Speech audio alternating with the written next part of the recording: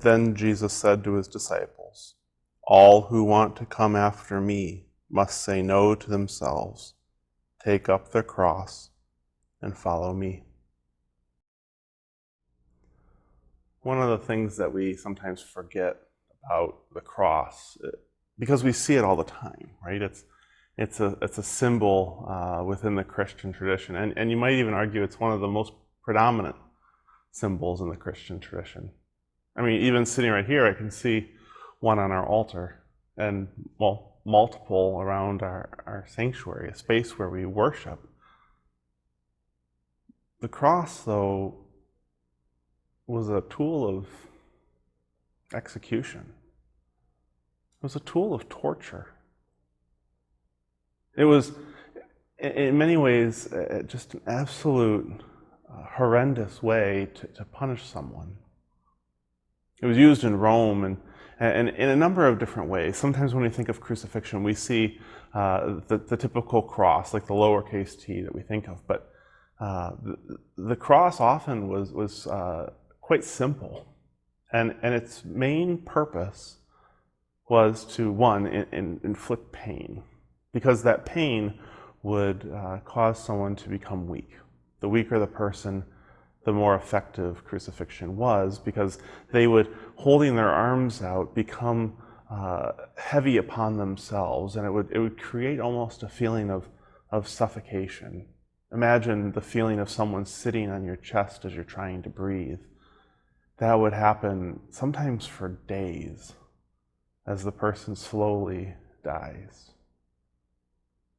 Crucifixions would take place in public.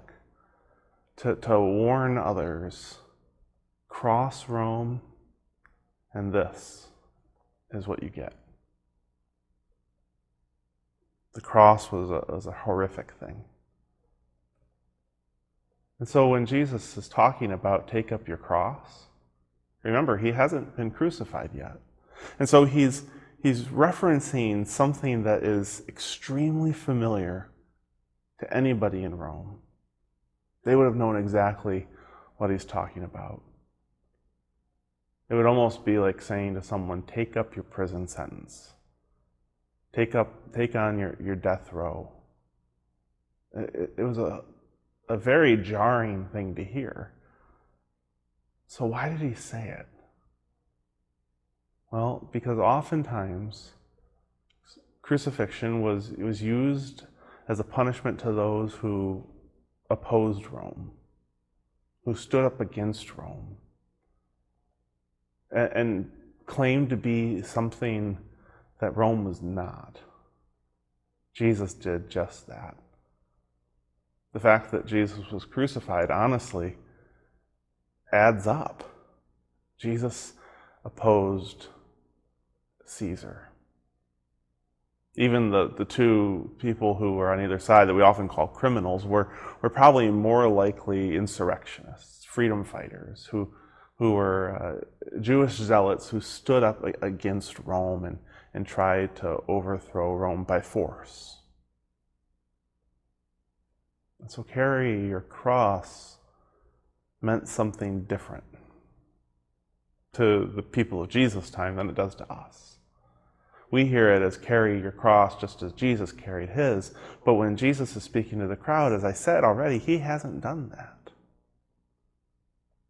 And so he's inviting people to give up their lives for the sake of God's kingdom.